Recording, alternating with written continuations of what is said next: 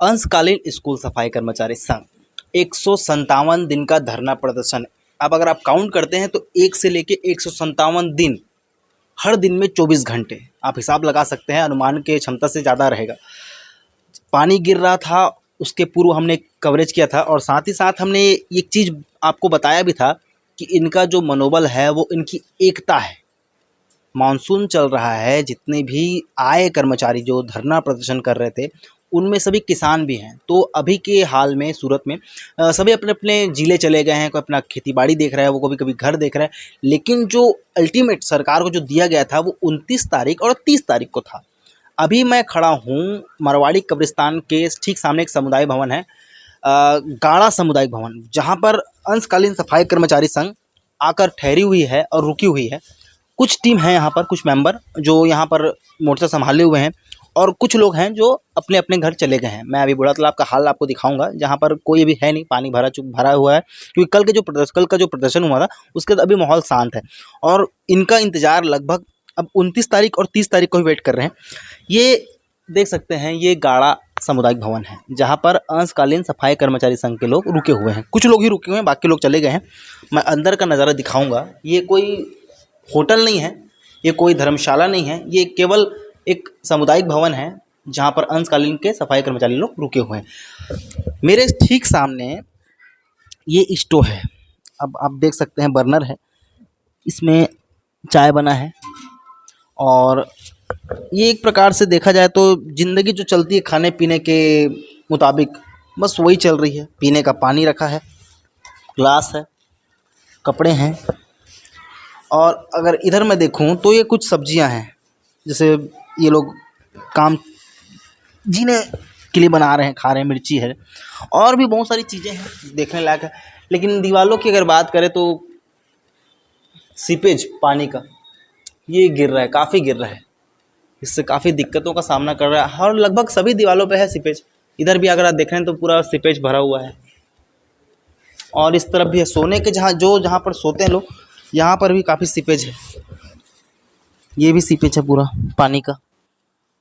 अगर कोई कहे आपको एक दिन पानी के बीच में सो के दिखाओ, हालात ख़राब हो जाता है किसी का भी, कोई भी इंसान हो, स्वाभाविक बात है। और ये सबसे बड़ा दुविधा, ये मैं आपको ये दिखाना चाहूँगा, ठीक सामुदायिक भवन के पीछे ये है हाल। और इधर का नज़ारा भी देखें, कितनी गंदगी है, काफ़ी गंदगी है।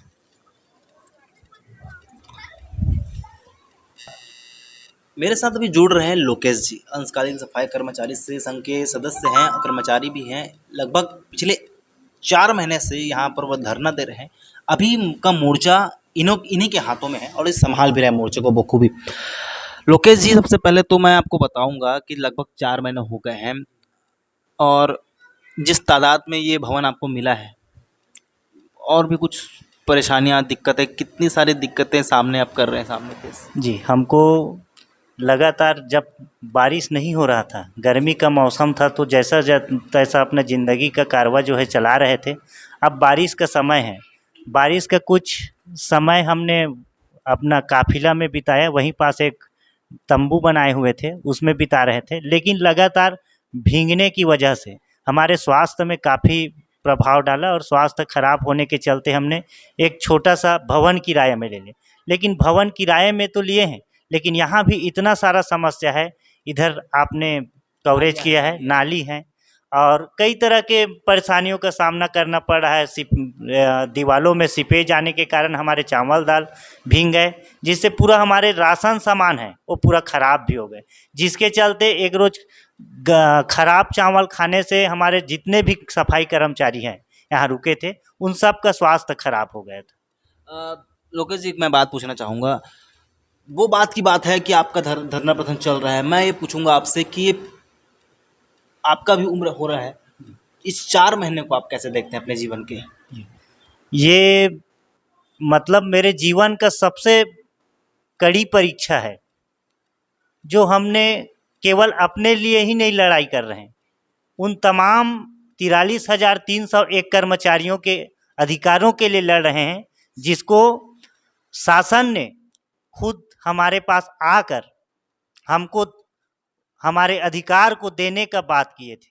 उन्हीं अधिकार को आज मांगने के लिए हम रोड पे उतर आए हैं। एक तरफ छत्तीसगढ़ की सरकार विकास की बात करती है, एक तरफ छत्तीसगढ़ की सरकार गरीब जनताओं की कल्याण की बात करती है, एक तरफ छत्तीसगढ़ की सरकार आदिवासियों के विकास की बात करती है।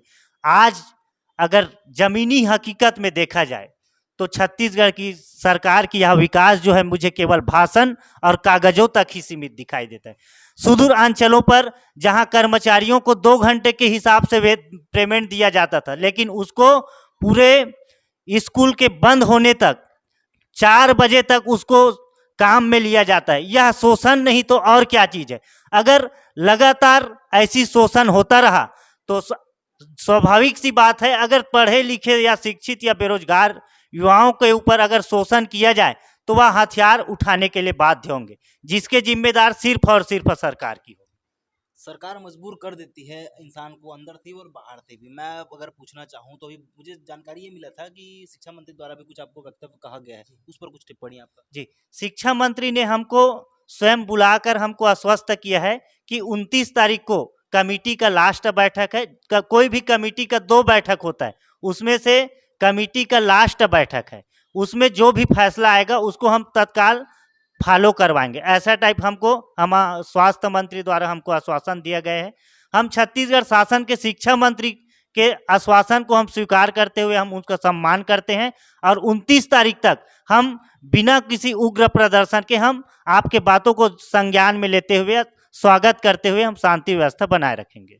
आपके जो बाकी के मेंबर हैं, आपके बाकी जो साथी हैं, वो कब तक आएंगे रायपुर में, क्योंकि अभी खाली लग रहा है पूरा तालाब, यहाँ पर भी कुछ ही लोग बैठे हुए हैं? जी, हमारे अधिकतर 43,301 कर्मचारी जो है निम्न कैटेगरी के हैं, जो बहुत ही गरीब और निचले तबके के हैं। जो अधिकांश लोग खेती बाड़ी से जुड़े हुए लोग हैं। यहाँ रहने से एक तरफ 4 महीने का वेतन भी नहीं मिला था, जिसके चलते घर में लाला पड़े हुए थे। कई लोग का खेती बाड़ी, हम यहाँ तक मैं खुद का बताऊं तो इस आंदोलन में रहते हुए मेरा खुद का जो किसान का जो बैल होता है वह जो है वो गिरवी में है और दांव में लग चुका है, वो भी बिक चुका है। और यहाँ से अंदाजा लगाया जा सकता है एक किसान का पशुधन जो होता है उसका गिरवी या उसका बिकना कितना बड़े गरीबी को दिखाता है। दुनिया का सबसे बड़ा बोझ खाली जेब रहता है। ऐसे में आप लोग जो संघर्ष कर रहे हैं वो काफ़ी काबिले तारीफ है। चलो, अगर सरकार इस बात को अनसुना कर देती है, 29 तारीख और 30 तारीख ये 2 दिन महत्वपूर्ण हैं। आपने कहा कि 25 तारीख से लोग आना चालू होंगे और लगभग 43,000 की संख्या में लोग कूच करेंगे सीएम निवास की तरफ। तो ये प्रदर्शन कैसा रहेगा? उग्र रहेगा कि शांतिपूर्वक रहेगा? यह प्रदर्शन जो है, अब हमारे जो सहने की क्षमता है, एक व्यक्ति को जो सहने की क्षमता जब खत्म हो जाती है उस स्थिति में व्यक्ति की वही स्थिति होती है, या तो फिर आर या तो फिर पार, या तो फिर खुद मर जाओ या तो फिर जीने की चाह में रास्ता को निकालो।